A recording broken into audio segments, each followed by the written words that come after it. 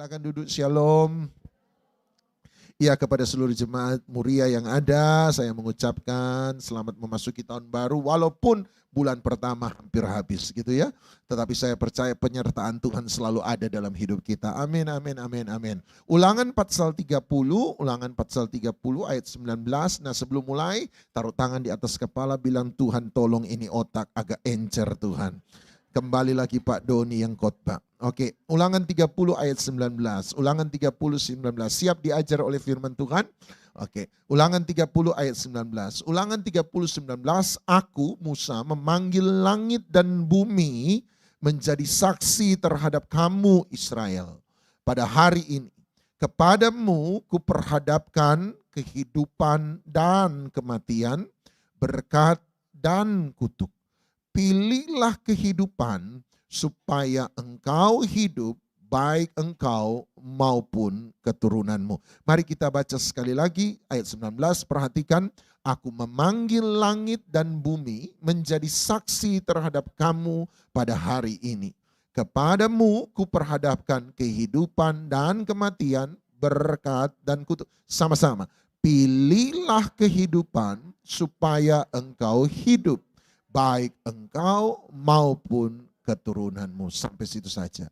Musa satu kali berkata, aku memanggil langit, memanggil bumi menjadi saksi terhadap kamu sekalian pada hari ini. Kepadamu, mu di situ siapa Bapak Ibu?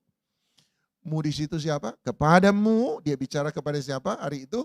Orang Israel. Jadi kepadamu orang Israel kuperhadapkan kehidupan dan kematian, berkat dan kutuk. Kemudian dia berkata pada orang Israel. Dia berkata, hai orang Israel, pilihlah kehidupan supaya engkau hidup. Nah, mari renungkan sebentar.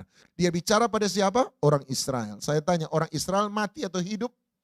Hidup dong. Jadi dia bilang, hai Israel, orang yang hidup. Dia berkata begini, pilihlah kehidupan. Hai orang hidup, pilihlah. Loh, orang hidup disuruh pilih apa? Kehidupan. Dia berkata, orang hidup pilihlah kehidupan. Kenapa? Supaya kamu hidup. Berarti dia hidup atau mati? Dia bilang, hai orang hidup, pilihlah kehidupan supaya kamu. Berarti sebelumnya dia hidup atau mati? Dia hidup. Orang hidup disuruh pilih kehidupan supaya hidup. Orang hidup disuruh pilih kehidupan supaya, ini Alkitab memang bikin pusing. Nah, makanya kalau saya khotbah bikin pusing, saya semakin serupa dengan Alkitab.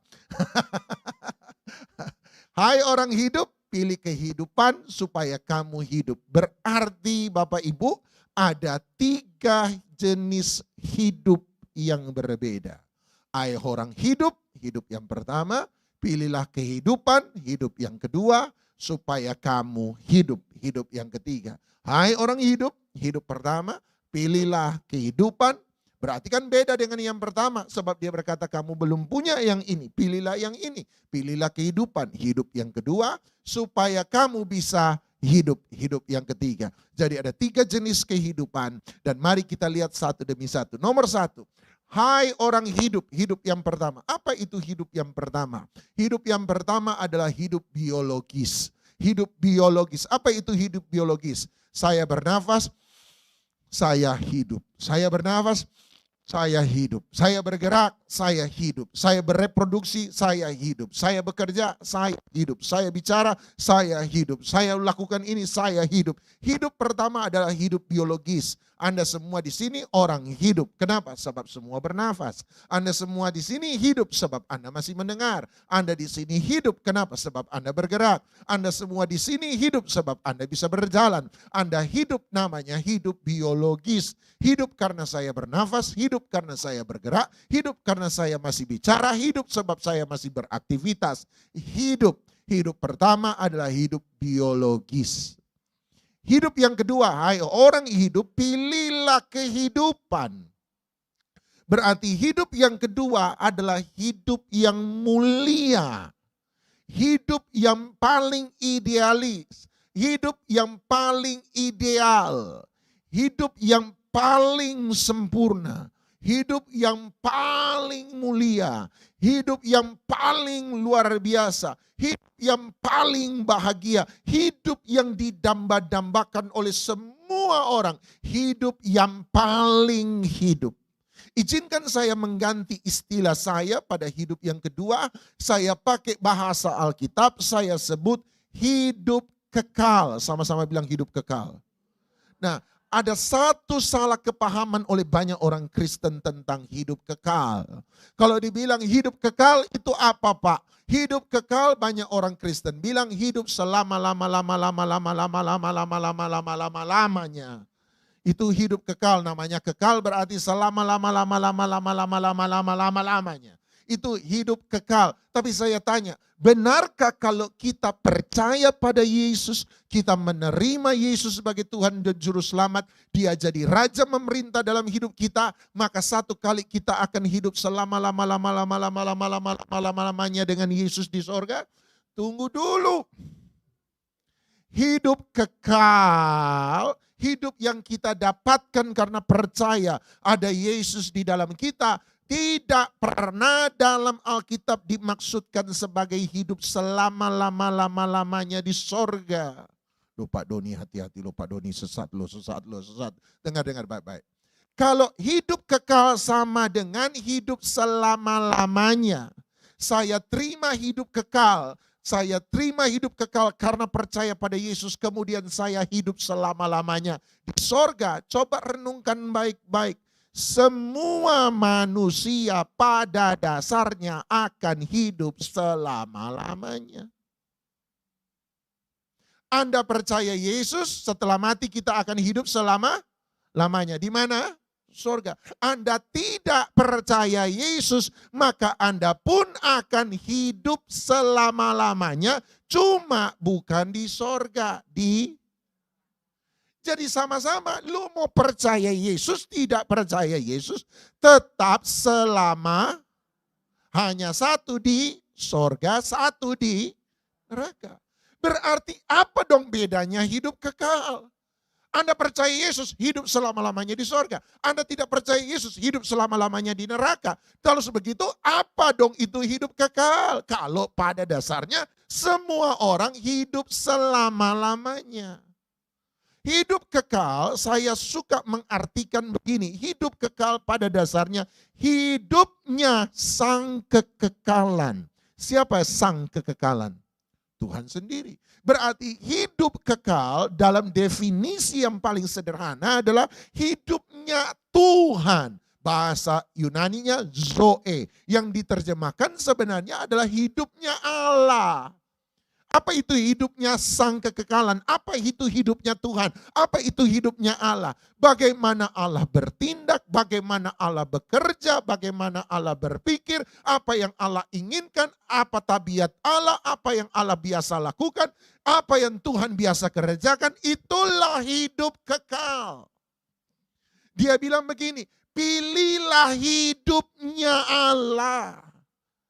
Lihatlah hidup Allah, ini hidup Allah. Kalau Allah itu mengasihi, itulah zoe, hidup kekal. Kalau Allah itu setia, itulah hidup kekal. Kalau Allah itu baik, itulah hidup kekal. Kalau Allah itu murah hati, itulah hidup kekal. Hidupnya Allah, tabiatnya Allah, karakternya Allah, kebiasaannya Tuhan, apa yang Tuhan mau, apa yang Tuhan tidak mau, apa yang Tuhan suka, apa yang Tuhan tidak suka, apa kebiasaan Tuhan, itulah hidupnya Tuhan.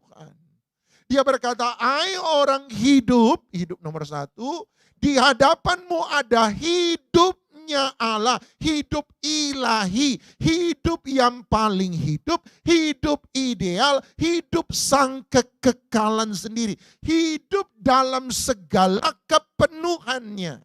Kalau pakai bahasa teologi sedikit, saya akan berkata hidup kekal bukan bicara tentang kuantitas waktu selama-lama-lama-lama-lama-lama-lamanya. Tetapi hidup kekal bicara tentang kualitas kehidupan. Hidup paling hidup.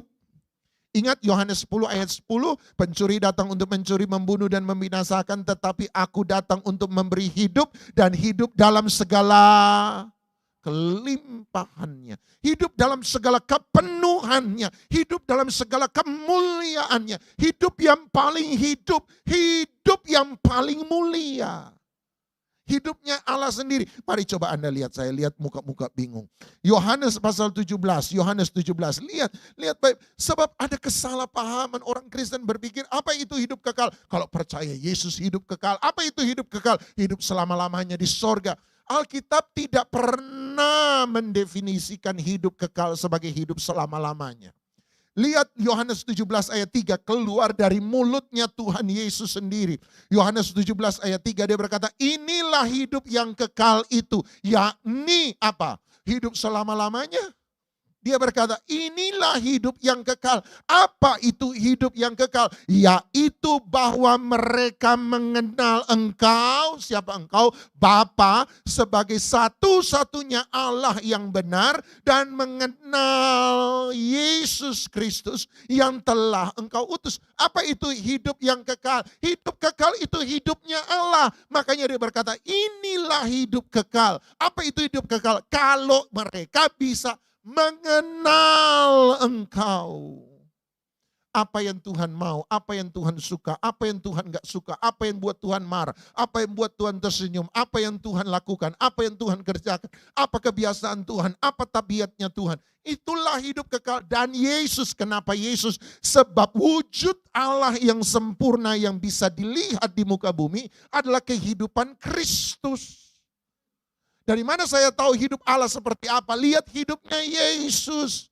Kalau Yesus mengasihi, Allah mengasihi. Kalau Yesus setia berarti Allah setia. Sebab Yesus hanyalah cerminan wujud manifestasi dari pribadi Allah yang sempurna di muka bumi. Itulah hidup kekal. Kemudian berkata, hai orang hidup, sama-sama bilang yang pertama. Pilihlah kehidupan, hidup yang kekal, sama-sama bilang yang kedua. Supaya kamu hidup. Kalau begitu apa itu hidup yang ketiga? Hidup yang ketiga adalah cara kita hidup. Cara kita hidup. Sama-sama bilang cara hidup. The manner of life, the lifestyle, cara kita hidup. Dia bilang ini loh hidup kekal, ini hidup Allah. Kalau kamu mengenal hidup Allah, kamu tahu hidupnya Allah, maka caramu hidup akan jadi sama seperti Allah hidup. Sama-sama bilang jadi serupa dengan Yesus. Sama-sama bilang jadi serupa dengan Yesus. Nah, mari saya tunjuk. Mari lihat baik-baik apa yang Paulus katakan. Lihat Efesus pasal 5, Efesus pasal 5, Efesus pasal 5. Efesus pasal 5 ayat 25. Efesus pasal 5 ayat yang ke-25. Efesus pasal 5 ayat yang ke-25. Efesus pasal 5 ayat yang ke-25. Sudah? Efesus pasal 5 ayat 25 berkata, hai suami, kasihilah istrimu sebagaimana Kristus telah mengasihi jemaat dan telah menyerahkan dirinya baginya. Satu kali Paulus bilang begini, hai suami, kasihilah istri. Nah, seandainya Bapak Ibu, seandainya kita punya masalah, ada suami yang tidak mencintai istri. Bagaimana caranya saya membuat suami yang tidak mencintai istri bertobat supaya dia bisa mencintai istrinya? Bagaimana caranya? Ini cara konselor. Ini saya konselor.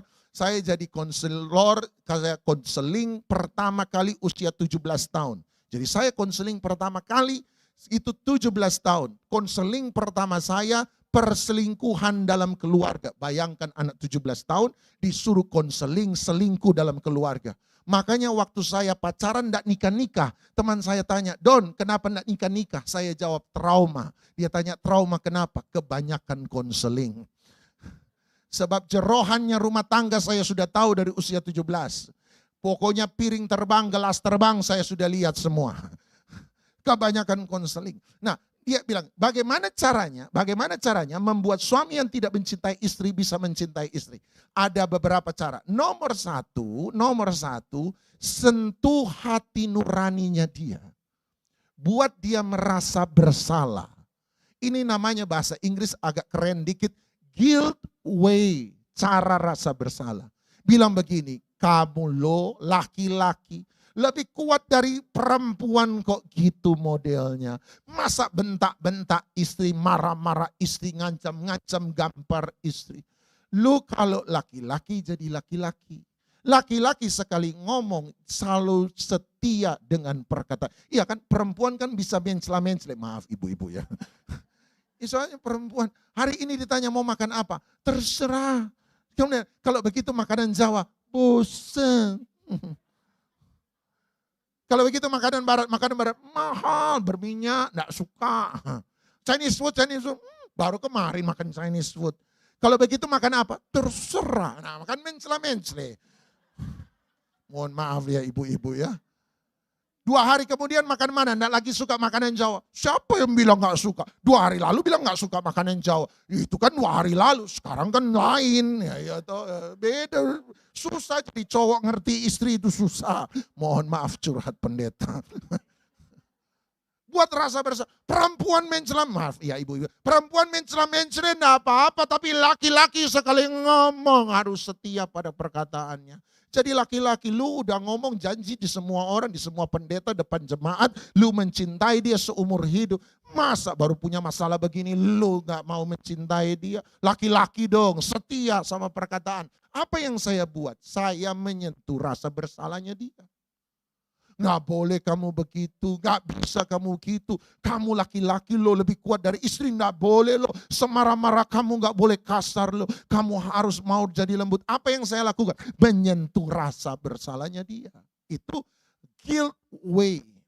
Cara kedua saya membuat suami yang tidak cinta istri supaya dia bertobat mencintai istri. Saya boleh lakukan dengan cara menyentuh harga dirinya. Anda semua tahu bahwa laki-laki adalah makhluk yang paling punya harga diri di seluruh muka bumi.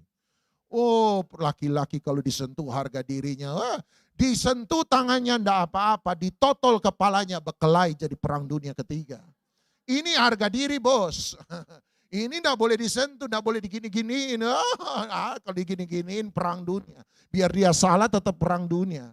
Sebab laki-laki punya makhluk yang paling egois, punya harga diri yang paling tinggi. Kira-kira begitu. Sentuh harga diri. Saya bilang begini, kamu lo, semua bidang berhasil.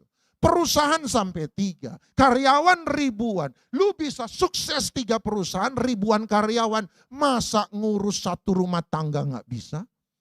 Kalau dalam hati dia mungkin bilang, iya karyawan kalau masalah dipecat bisa. Istri kalau masalah gak bisa dipecat. Tapi sentuh harga dirinya, kamu pasti bisa bro. 3 perusahaan lu atur sukses semua. Masa 1 rumah tangga lu atur gak bisa sukses? Kamu bisa dong. Ribuan karyawan kamu bisa buat tunduk. Masa istri 1, anak 3 lu gak bisa buat tunduk? Kamu pasti bisa. Kamu mampu. Sudahlah, kamu bertahan, kamu bisa. Apa yang saya sentuh? Harga dirinya. Kamu bisa, kamu mampu, kamu hebat. Masa yang lain berhasil sementara yang ini tidak berhasil? Nanti kalau kamu pergi tempat pesta, seandainya orang lihat mana istrinya gak pernah ada. Kan orang tanya-tanya, nanti keluarganya rusak, nanti gosip di belakang. Kurang enak bro. Apa yang saya sentuh? Harga dirinya sebagai laki-laki. Yuk mari bangun, kamu bisa. Dan mungkin dia akan bertobat.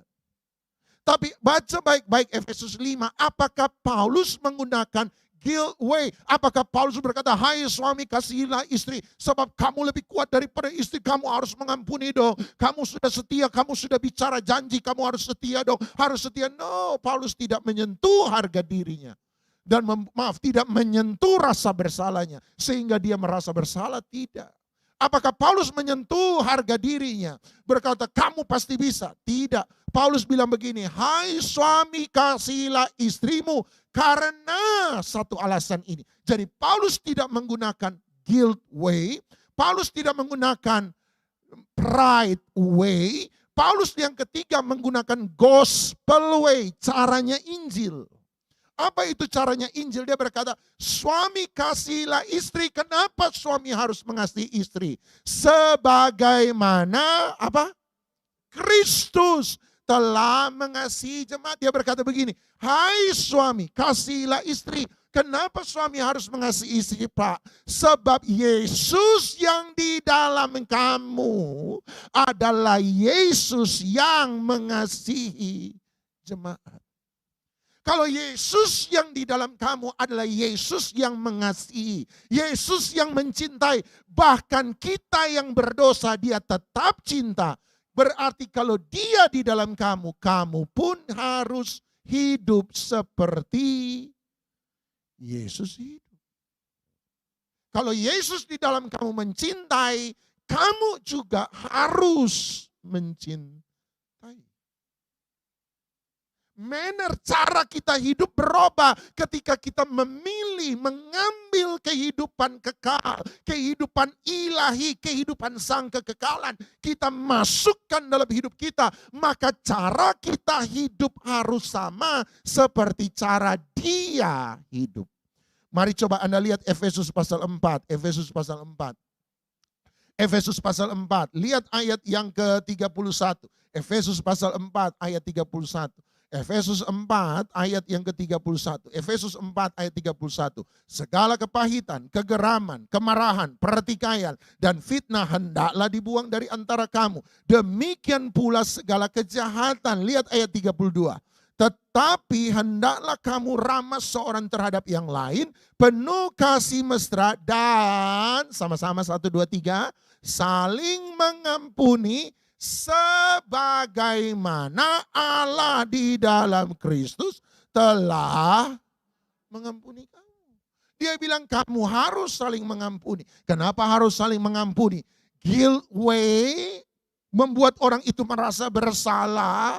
Kamu lebih baik, kamu lebih kaya daripada dia. Masa kamu tidak mau mengampuni? Kamu lebih sukses daripada dia. Masa kamu tidak mau mengampuni? No. Dia pride way, rasa egois, rasa sombong, harga diri. Tidak. Paulus bilang kamu mengampuni bukan karena kamu baik. Sama-sama bilang harga diri. Kamu mengampuni bukan karena orang itu sudah minta maaf, sujud sama kamu ribuan kali, sama-sama bilang rasa bersalah. Tapi kamu harus mengampuni karena satu. Apa? Sebagaimana Allah di dalam Kristus telah. Jadi saya mengampuni bukan karena saya baik. Kalau saya baik berarti pride, sombongnya saya, harga dirinya saya. Saya mengampuni bukan karena dia sudah minta maaf sama saya. Sudah minta maaf, masa kamu nak ampuni? Rasa bersalah saya. Tidak, saya mengampuni bukan karena dia sudah minta maaf. Saya mengampuni bukan karena saya orang baik. Saya mengampuni karena satu alasan. Tuhan sudah lebih dulu mengampuni saya. Kristus dalam kamu adalah Kristus yang mengampuni. Kalau dia di dalam kamu mengampuni, kamu harus hidup sama seperti dia hidup. Mari, nah saya yang ketiga, yang terakhir dah, yang terakhir. Pendeta bilang terakhir, semua dalam hati berkata, jangan keras-keras pokoknya. 2 Korintus 8 ayat 10. Nah Paulus bicara tentang pemberian. Paulus bicara tentang mengumpulkan uang, membantu orang-orang yang susah. Lihat 2 Korintus 8 ayat 10, ini yang dia katakan. Inilah pendapatku tentang hal itu, tentang mengumpulkan uang untuk menolong orang yang susah. Yang mungkin berfaedah bagimu. Memang sudah sejak tahun yang lalu kamu mulai melaksanakannya. Jadi pengumpulan uang itu sudah terjadi sejak dari tahun yang lalu. Sudah 1 tahun kita mulai melaksanakannya dan kita telah mengambil keputusan untuk menyelesaikannya juga. Jadi sudah ditetapkan kita harus bisa selesai. Tapi ayat 11 berkata, sampai sekarang, jadi sudah 1 tahun berlalu, belum selesai-selesai. Makanya dia berkata, maka sekarang selesaikan jugalah pelaksanaannya itu. Selesaikan, sudah 1 tahun kok tidak selesai-selesai, kumpul duitnya. Selesaikan, genapi, jangan pelit, selesaikan. Tapi dia berkata begini, hendaklah pelaksanaannya itu, pengumpulan uang, sepadan dengan, jadi pemberian harus nomor 1 bersifat kerelaan. Jadi orang memberi itu tidak boleh dipaksa. Orang memberi karena kerelaan. Dan lakukanlah itu dengan apa? Apa yang ada padamu. Jadi aturan Paulus nomor 2, kalau memberi, beri bukan dengan apa yang kamu tidak punya, tapi beri dengan apa yang kamu punya. Oke? Beri jangan melewati kemampuanmu untuk memberi. Berilah sesuai dengan kemampuanmu untuk memberi. Nah, kenapa Paulus mendorong mereka untuk memberi? Lihat ayat 8. Lihat ayat 8. Mundur 3 ayat ke belakang. Lihat ayat 8. Aku mengatakan hal itu soal pengumpulan uang bukan sebagai perintah. Kenapa? Paulus bilang, hei kudus, itu perintah. Paulus berkata, hei jangan berzina, itu perintah. Tetapi dalam hal memberi, dia berkata, itu bukan perintah. Kenapa itu bukan perintah? Sebab aturan nomor 1 dalam memberi, beri sesuai dengan kerelaan. Kalau jadi perintah, berarti sudah bukan kerelaan. Makanya Paulus berkata, ini tidak saya jadikan perintah loh ya. Sebab beri dengan kerelaan. Melainkan, jadi ini yang Paulus lakukan, menunjukkan ada usaha orang-orang lain untuk membantu. Ini kepentinganmu, ini untuk kepentingan kita bersama, tapi justru orang lain mau bantu kita. Itu aku lakukan untuk menguji keikhlasan kasih kamu. Nah, terakhir, apa alasan kalau begitu? Lihat sekali lagi. Lihat polanya. Apa alasan Paulus suruh memberi? Lihat ayat 9 sama-sama. 1, 2, 3. Karena kamu telah mengenal kasih karunia Tuhan kita Yesus Kristus. Bahwa dia yang oleh karena kamu menjadi miskin. Sekalipun dia kaya. Supaya kamu menjadi kaya oleh karena. Paulus bilang, kenapa sih aku suruh memberi? Kenapa aku dorong kamu untuk memberi? Ini bukan perintah, tapi tolong beri. Kalau kamu mampu beri. Kenapa? Sebab kamu sudah menerima kasih karunia Allah. Sehingga dia yang kaya rela jadi miskin. Supaya kita bisa jadi kaya karena kemiskinan. Paulus sudah bilang beri. Kenapa beri? Beri sebab kasihan lo. Ada orang miskin susah di sana lo. Kalau Paulus menekankan pada susahnya orang, dia menyentuh rasa bersalah. Semakin menekan rasa bersalah, justru akan memperbesar rasa Kalau saya tekankan ini terus, berarti saya memperbesar rasa bersalah dalam hidup jemaat.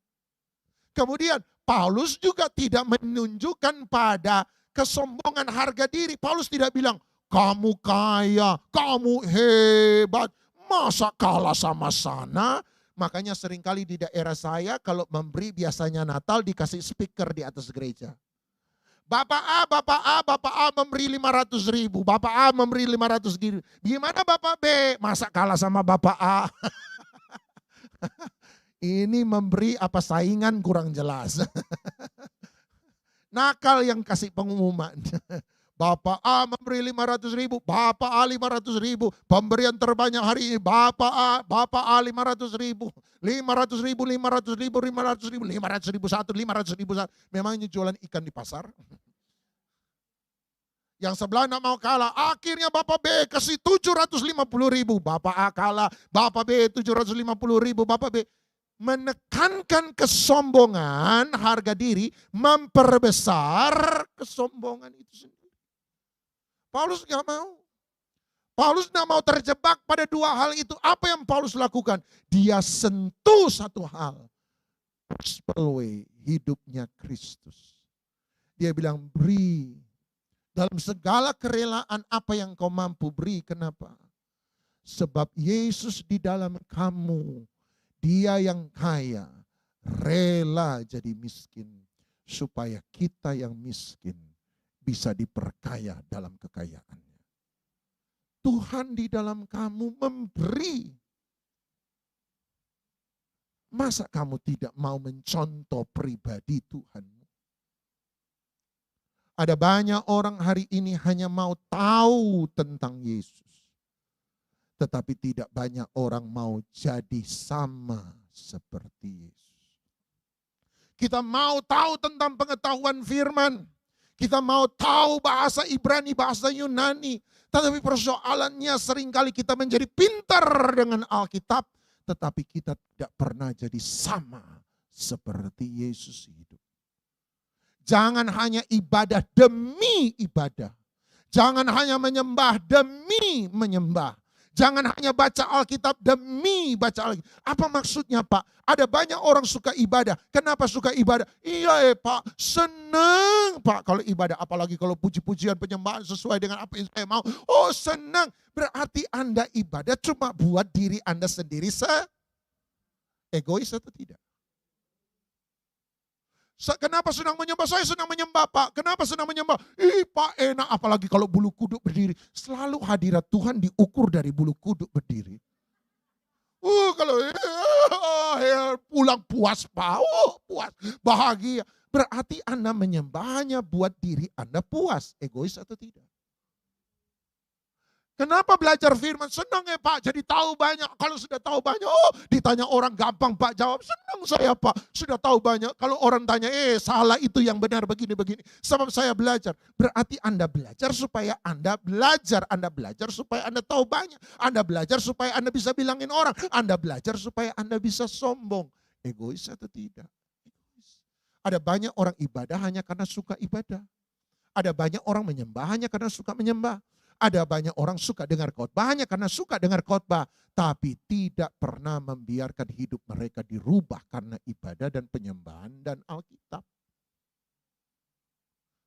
Don't just know Jesus, but be like Jesus. Jangan cuma tahu tentang Yesus, tapi jadilah sama seperti Yesus.